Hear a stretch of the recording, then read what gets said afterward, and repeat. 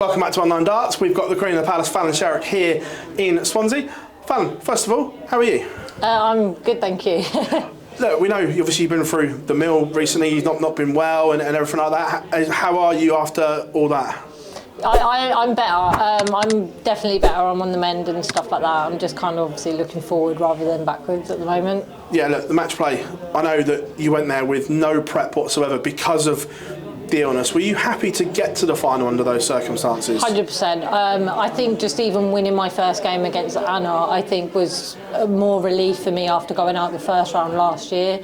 So obviously when I won against Anna and then obviously having that game against Lisa was like nip and tuck, you didn't know which way it was going to go. And then getting to the final on that, I was like, okay, I've got a fight in me still. So it kind of made me a bit more confident. And yes, disappointed about losing the final. I mean, anyone who actually played the final and come off happy if they lost, you know, you shouldn't have that thing in darts. You should want to win. Yes, I was gutted, but I take the positives from it. So. Look, was there ever a danger of you not playing in the match play because you were? I know that you were on. Was there ever a danger of you not playing? I think I think if things had carried on, potentially, but it was never kind of in the back of my head that I was going to pull out or anything like that. But I mean, if I physically weren't able to throw a dart, then yes, maybe. But I luckily enough, I'm fine. Yeah, look, and obviously moving forward, that you give yourself a bit to do on the women's series again. bit of a reminiscent of last year where you needed something and you're going to need it again. But is that where we see the best of you, when there is pressure on you? Yeah, I feel like when there's pressure on me, I kind of perform a bit better than what I have been. I mean, I think I started off the year all right, and then obviously, you know, this middle part has just kind of like made it a bit harder. But yeah, no, I've done it before. I'm more than happy to do it again. I think it kind of gives me an ambition kind of to go out all guns blazing because I know what I have to lose now, and I don't want to lose. I want to kind of come out on top. We've seen you. It's interesting to your mindset here because we know that you love playing against the men and against the better players because you feel that brings you on. Do you struggle to get up just playing on the women's series against women because of that passion that you have to go against the best? And is there a little bit of complacency comes in when you're on the women's series? I feel like when I'm on the women's series, I 100% get complacent because I feel like, you know, unless I'm playing Bo, I know exactly what I've got to do. I've got to hit a 90 plus to 100 average if I'm going to beat her. And I just find my complacency is what lets me down because I know I've got the game.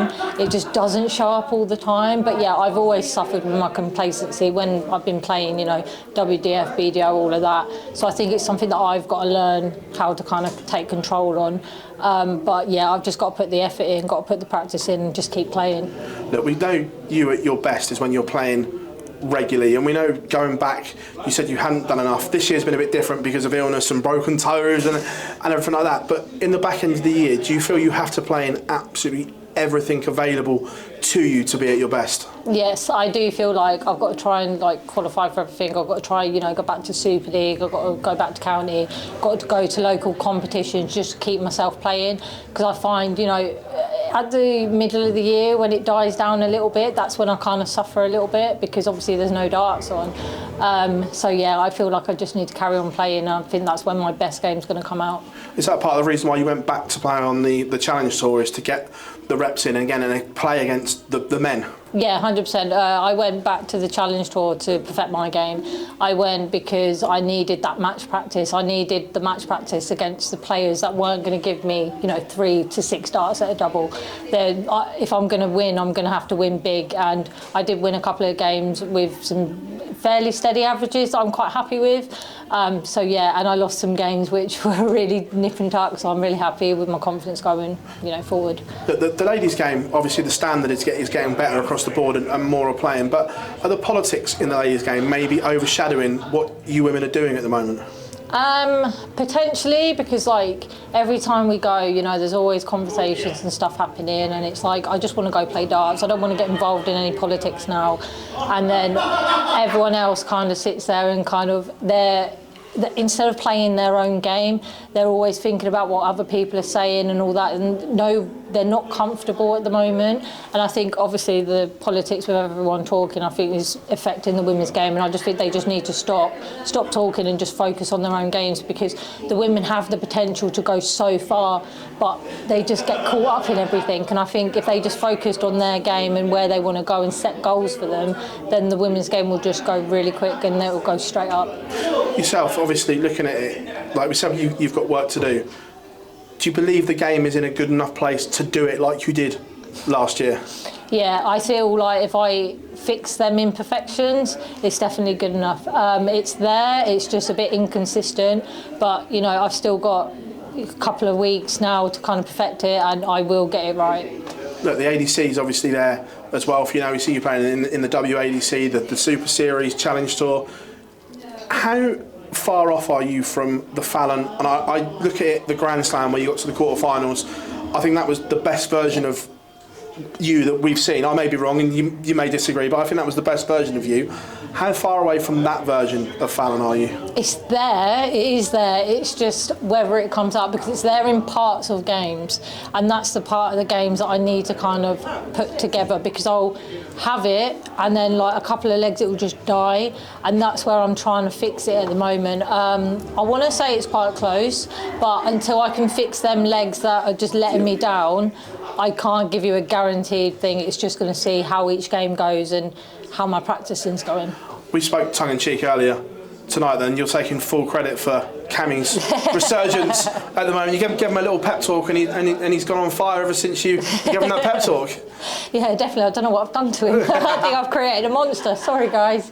But yeah, no, he's playing absolutely phenomenal at the moment, and do you know what? I just hope that I can kind of keep supporting him and stuff, and hopefully he can just carry on. You know what everyone's going to say now, though, if it happens, that they're going to want to see Fallon Sherrock against Cameron Menzies, either at potentially the Grand Slam or the Worlds. I know we'd all love it, but for you, would that be the worst possible draw? 100%. I mean, can you imagine the arguments afterwards? Regardless who... I think beforehand it'd be worse than the build-up. Yeah, beforehand, I think it'd just be so, like, nervy. I don't think it would be a good game for anyone to watch, because we'd both be quite nervy and stuff. And I know everyone wants to see it, but yeah, no, there'll be a lot of nerves in that one. So, yeah, I don't think it's a great thing that everyone wants to watch it. So, yeah, just put me up against any other player, I'll be fine. It's interesting what you said there. That, are you fully aware then that everyone would love to see that game? Because you were like, well, no, I want to see it. The world is watching. 100%. I already know that. Obviously, we've already had this conversation, like who would win. Obviously, I'm not going to tell you the conversations that we have, but yeah, I always back myself. He always backs himself. But yeah, hopefully we never have to see it on TV. I don't mind it on a floor game, but hopefully not on TV. Do you two actually ever practice together, Ryan? Because I know you're not the biggest practicer, but do you practice together at all? Yeah, we do. We do practice, and then even then it gets a bit nervy at the end of it. So can you imagine it on TV? It would be funny. 100%. You could see all the motions going and stuff like that, and I think even if I did a 180, I'd probably celebrate a little bit. Just would you play some mind games with him? A little bit. Oh, the dark arts coming out in Fallon. Oh, I do it at home when we practice and stuff, and I'll just be like little fist pump and stuff. He goes, "You don't do that," and I was like, "Yes, I do." Look, before I let you go, back end of the year, what would be a good year for Fallon Sherrock? Hopefully, obviously, getting to the Worlds again, winning a couple more women's series, hopefully making the Grand Slam if I can, pull my finger out and kind of, do it and get good. And then just kind of keep playing well is what I want. Fallon, absolute pleasure talking to you here in Swansea. Thank you very much. Thank you.